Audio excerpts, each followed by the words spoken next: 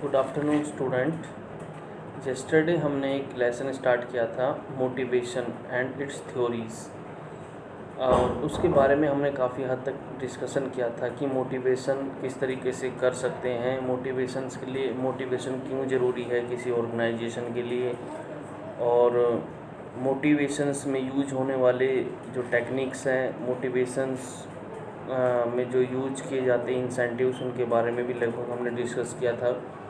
हमने traditional theory के बारे में भी पढ़ा था कि ट्रेडिशनल जो थ्योरी है वो डिपेंड करती है कि एम्प्लॉइज़ को डरा धमका कर काम लेना है, क्योंकि एम्प्लॉय जो व्यक्ति होते हैं वे ऑलवेज जॉब सीकर होते हैं, कामचोर व्यक्ति होते हैं।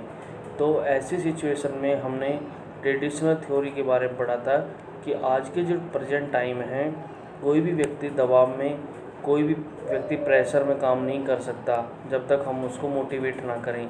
हमने ये भी बताया था कि आपको कल की क्लास में कि एक व्यक्ति अपनी एफिशिएंसी का ओनली 60% पार्ट ही यूटिलाइज करता है और 40% जो पार्ट है वो यूटिलाइज तो करेगा, पर वो मोटिवेशन के थ्रू ही यूटिलाइज कर सकता है। एक व्यक्ति के ऊपर लॉन्ग टर्म तक अगर किसी चीज़ का प्रेशर अगर उसके ऊपर रखते हैं तो वो उसके रिजल्ट हमारे सामने पॉजिटिव नहीं आते हैं। तो आज हम डिस्कस करने जा रहे हैं, एक हमारी मॉडर्न थ्योरी है।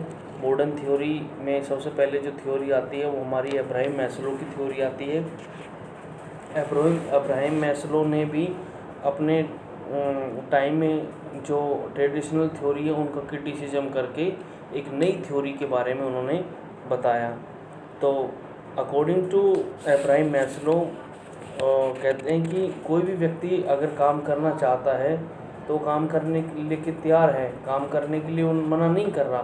तो काम करने के लिए हमें एक तो जो वर्किंग जो इन्वायरमेंट है वो आपका पॉजिटिव होना चाहिए। दूसरा, हमारे जो वर्कर की जो इन्वॉल्वमेंट है मैनेजमेंट में वो भी होनी चाहिए, और इन्वॉल्वमेंट से उसको साथ हमने अथॉरिटी भी देनी चाहिए। तो इन्होंने कहा है कि the modern theory however think that subordinates should be motivate by giving them more responsibility and more authority.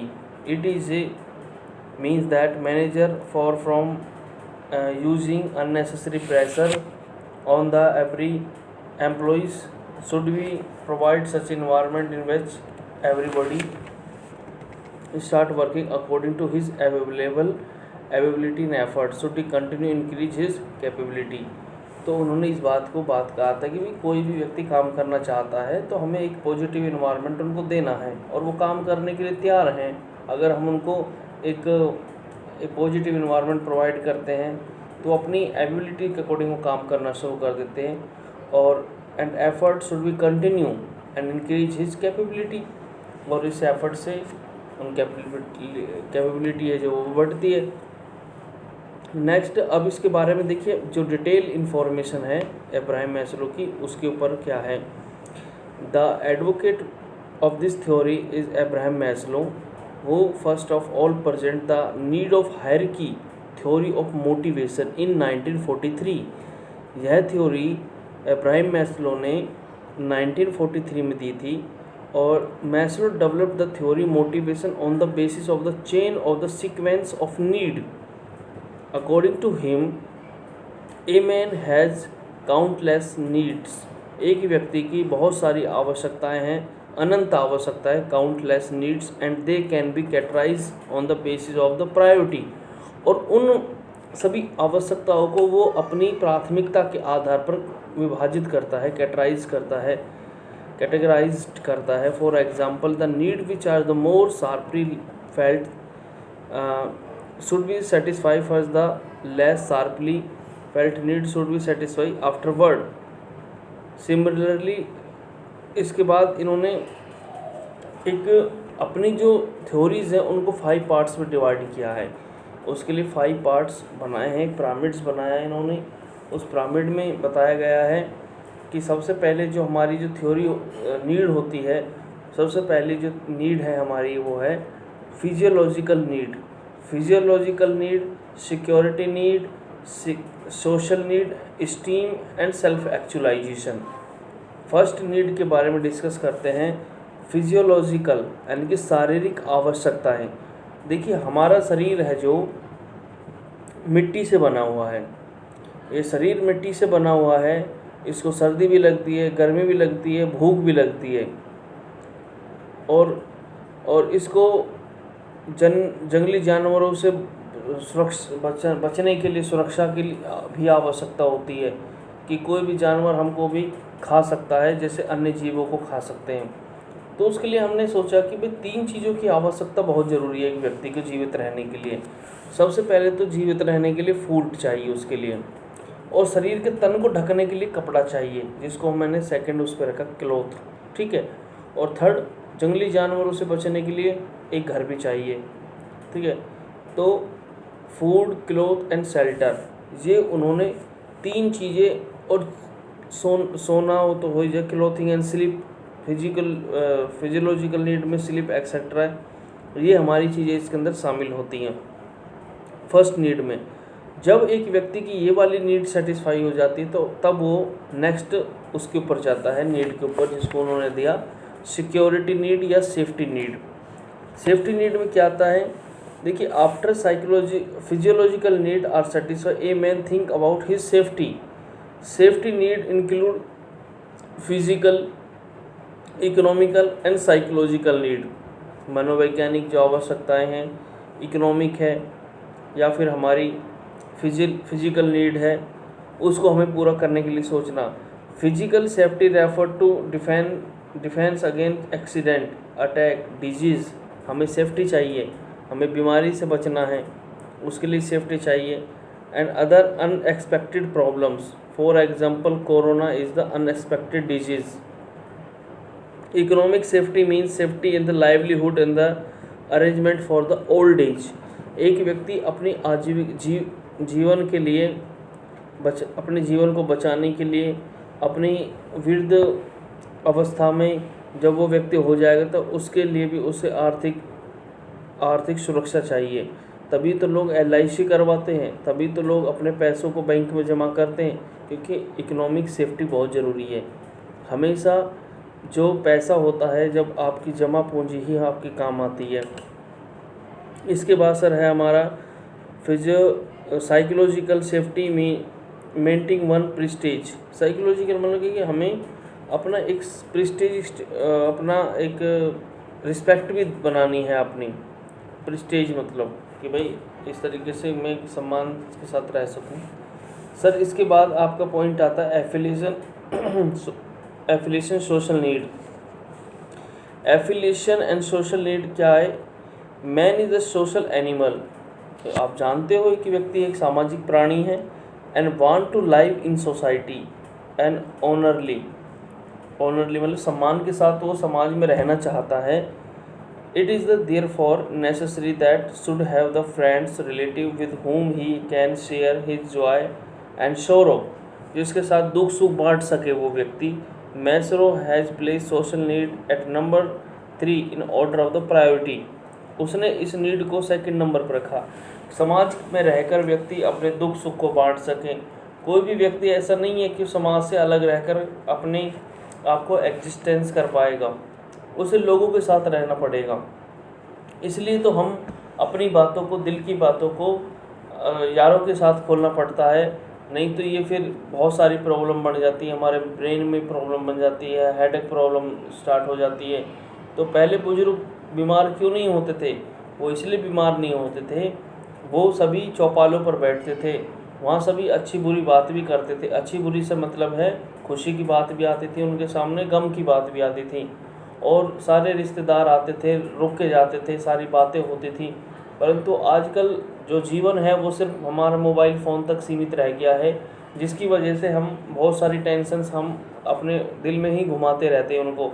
हम किसी का आगे बोलते नहीं हैं अपनी बातों को, जिसकी वजह से वो टेंशन बन जाती है। तो किसी हॉस्पिटल के बाहर लिखा था, अगर मिल बांट कर दिल की बात अगर आप खोल लेते यारों के साथ, तो हमें नहीं खोलना पड़ता औजारों के साथ। अर्थात कि जैसे किसी व्यक्ति को हार्ट की प्रॉब्लम हो जाती है, हार्ट अटैक आ जाता है, या अन्य कोई डिजीज़ हो जाती है, प्रॉब्लम आ जाती है, तो उसमें एक बहुत बड़ा संकेत उन्होंने दिया कि हमें अपने दिल की बात अपने यार दोस्तों के साथ उसको खोलना चाहिए, नहीं तो फिर ये औजारों के साथ डॉक्टर्स खोलेंगे। तो इसलिए हम जब अपने दिल की बात किसी के साथ शेयर करते हैं तो काफ़ी हद तक हमारा वो जो दर्द है, जो हमारी जो टेंशन है, वो उससे काफ़ी हद तक हमें रिलीफ मिल जाता है।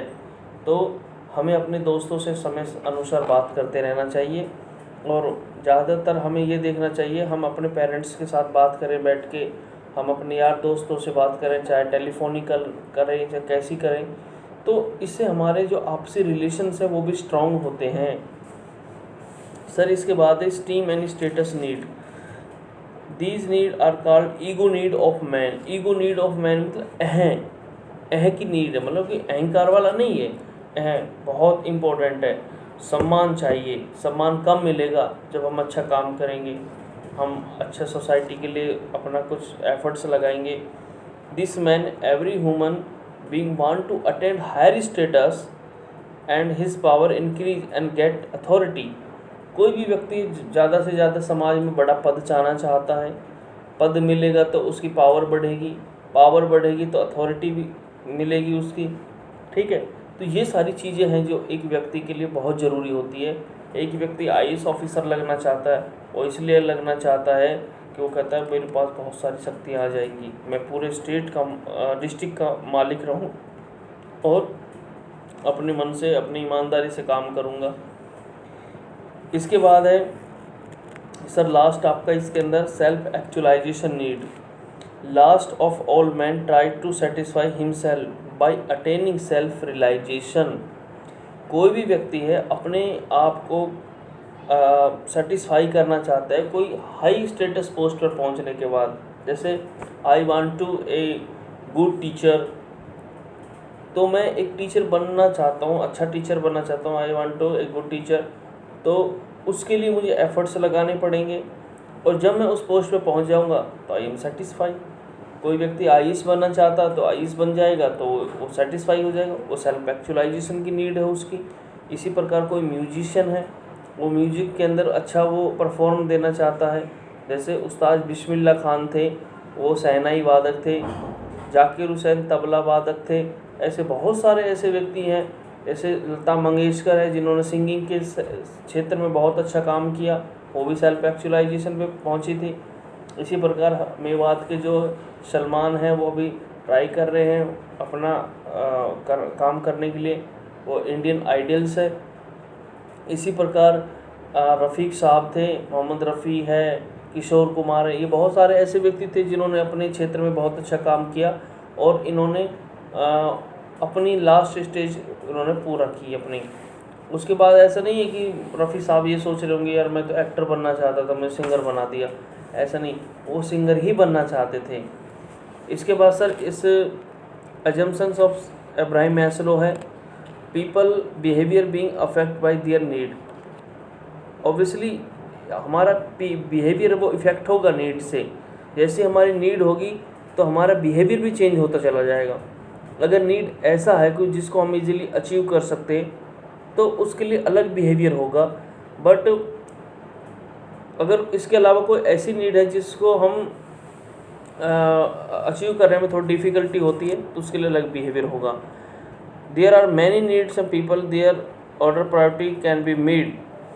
हम एक व्यक्ति की बहुत सारी आवश्यकताएं हैं और देयर ऑर्डर और प्रायोरिटी कैन बी मेड, हम उनकी ऑर्डर प्रायोरिटी उनकी प्राथमिकताएं बना सकते हैं। And motivation and with the satisfaction of need. Motivation है जो हमारा एंड हो जाता है जब हमारी सेटिस्फैक्शन ऑफ नीड है जो वो ख़त्म हो जाए। सेटिस्फैक्शन ऑफ नीड है जो संतुष्ट हो जाती है हमारी आवश्यकता। After the next higher need serve as the motivator, फिर उसके बाद अगली आ जाती है। तो सर ये जो थ्योरी है ये आपकी मोटिवेशन थ्योरी है जो अब्राहम मैस्लो ने दी थी 1943 में, और इस थ्योरी के आधार पर उन्होंने काफ़ी एक कहते हैं कि खेत के अंदर एक बीज डालने का काम कर दिया। इसके बाद फिर कुछ और थ्योरी भी आने शुरू हो गई हमारी बाद में, उनका लेक्चर कल आपको भेजा जाएगा। तो इसको थ्योरी का भी क्रिटिसिज्म किया गया है कि ऐसा होता है कि आप अपनी आवश्यकताओं को सीक्वेंस में नहीं लगा सकते। आप आपके लिए जैसे आपको भूख भी लग रही है, आपको पेन भी लेके आना है, दवा भी लेके आनी है, तो सबसे पहले उसको लेके आएंगे जिसकी तीव्र गति होगी। तीव्र मतलब कि जिसकी बहुत ज़्यादा आवश्यकता होगी, उस नीड को आप पहले करोगे। तो अब्राहम मैस्लो की जो हायरार्की नीड थ्योरी है, not permanent, this can change according to situation. ये जो थ्योरी है अकॉर्डिंग टू सिचुएशन चेंज होती रहती है। तो सर ये थ्योरी मैंने आप पढ़ाई है आज आपको। अगर किसी स्टूडेंट का कोई डाउट आता है तो आपको इसमें बताना है, और आपको इसमें कमेंट बॉक्स में इसका आंसर देना जो मैं पूछ रहा हूँ आपसे क्वेश्चन, कि अब्राहम मैस्लो की थ्योरी कितने इसके स्टेज हैं। दूसरा क्वेश्चन है, अब्राहम मैस्लो की थ्योरी आपकी किस वर्ष दी गई। ठीक है, इनके जवाब आपको कमेंट बॉक्स में लिखना है, और उसके बाद आपको अपना रोल नंबर और अपना नेम लिख के मुझे कमेंट बॉक्स में डालना है। Thank you student.